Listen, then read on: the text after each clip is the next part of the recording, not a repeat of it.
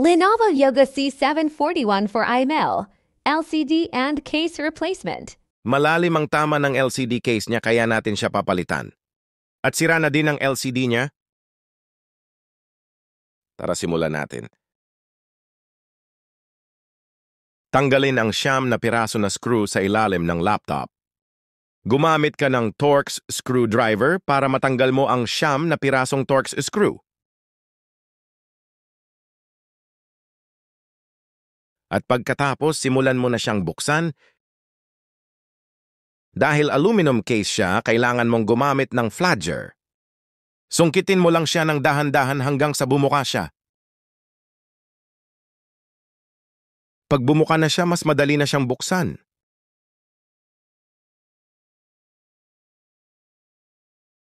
At kapag bukas na, agad mong i-disconnect ang battery sa motherboard para safe na at malaya ka nang nakakagalaw sa motherboard.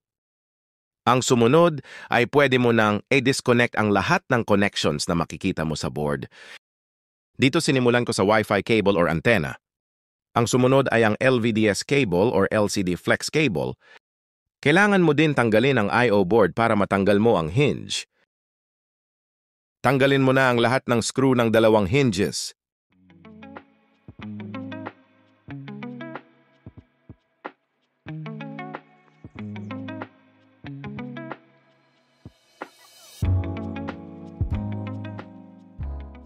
Tanggalin mo din ang screw ng CPU fan dahil kailangan din tanggalin ang fan.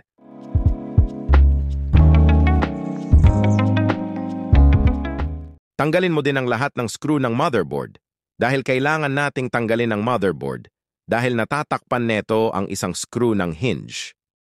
Tanggalin din natin ang battery para ma-disconnect natin ang ibang connection sa motherboard.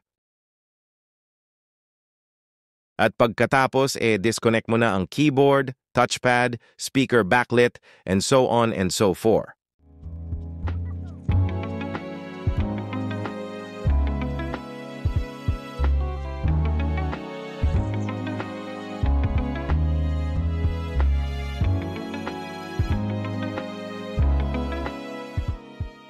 Tanggalin mo ang SSD kasi hindi mo matatanggal ang board kung nakascrew pa yan.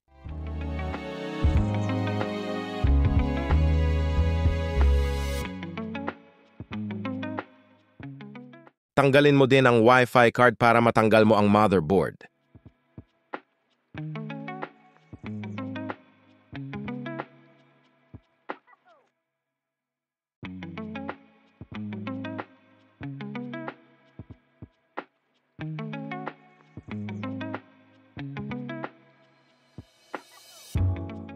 At pag natanggal mo na ang motherboard, pwede mo nang i-open ng husto ang LCD. Open mo ng husto, huwag kang matakot dahil 360 naman yan. Yan lang ang way para matanggal mo ang palm rest sa LCD. Dahan-dahanin mo lang dahil may mga cable pa yan na need mo matanggal. Ingatan mo ang mga cable, lalong-lalo na ang LVDS cable para hindi ito maputol or madamage.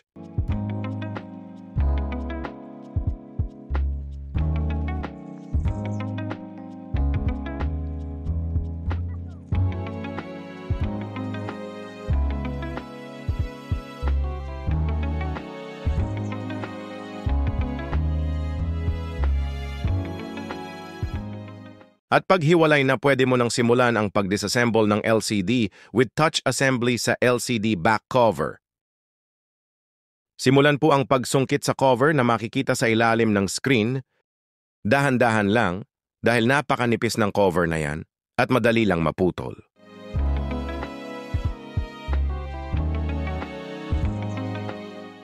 At pag natanggal mo na ang cover, tanggalin mo naman ang tatlong screw na makikita sa ilalim ng cover na yan.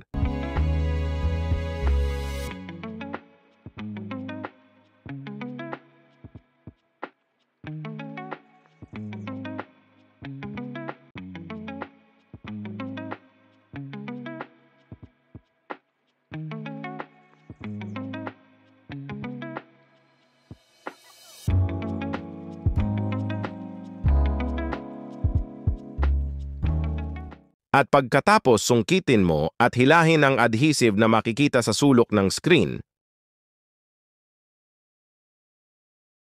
Dahan-dahan mong hilahin at iwasang maputol, dahil pag naputol yan, malaking problema at pahirapan sa pagtanggal ang screen. Kaya di baling matagal basta buo mong makuha lahat ng adhesive strips na yan.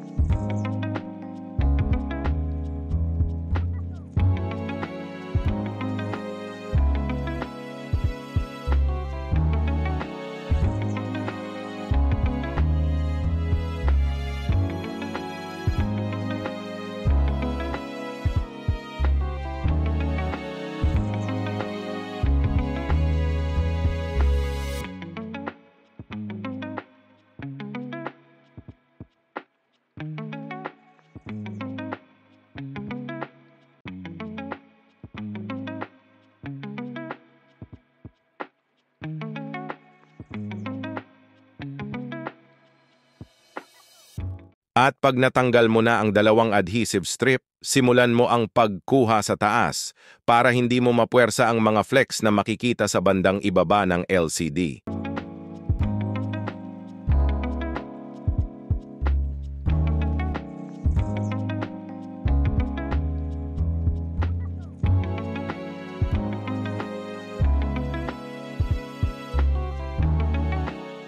At ngayon, pwede mo nang simulan, tanggalin ang camera at lahat ng flex ng lumang case para mailagay mo sa bagong LCD casing.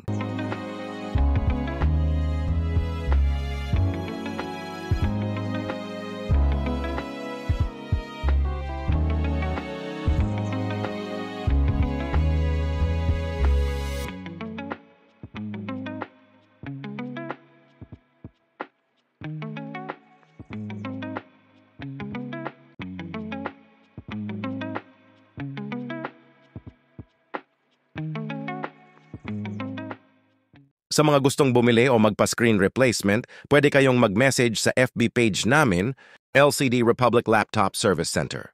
O mag-visit kayo sa mga branch namin, meron kaming Cubao Branch, Montalban Branch, and San Mateo Branch.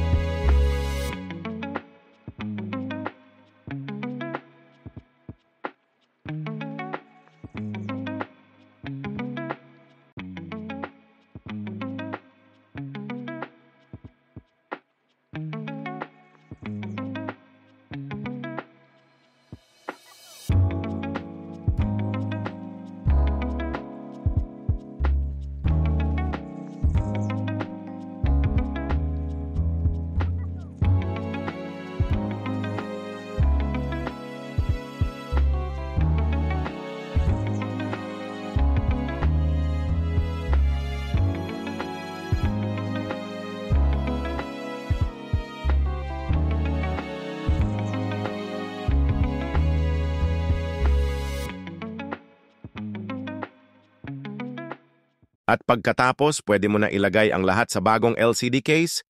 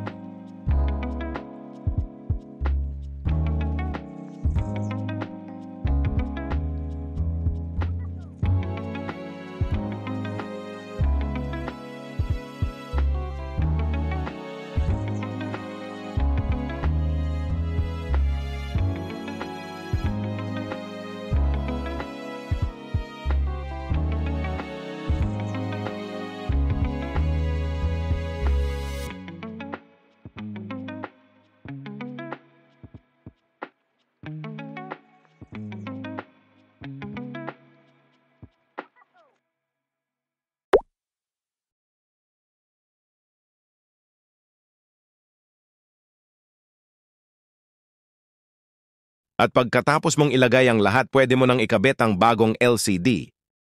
Huwag mong kakalimutan na ilagay ang touchscreen cable na makikita sa likod din ng LCD. Hanggang dito na lang ang video na ito.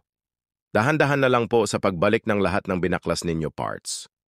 Hanggang sa muli, huwag niyong kalimutan na mag-like at mag-subscribe sa amin YouTube channel, LCD Republic Tutorial. Maraming salamat po. Mabuhay!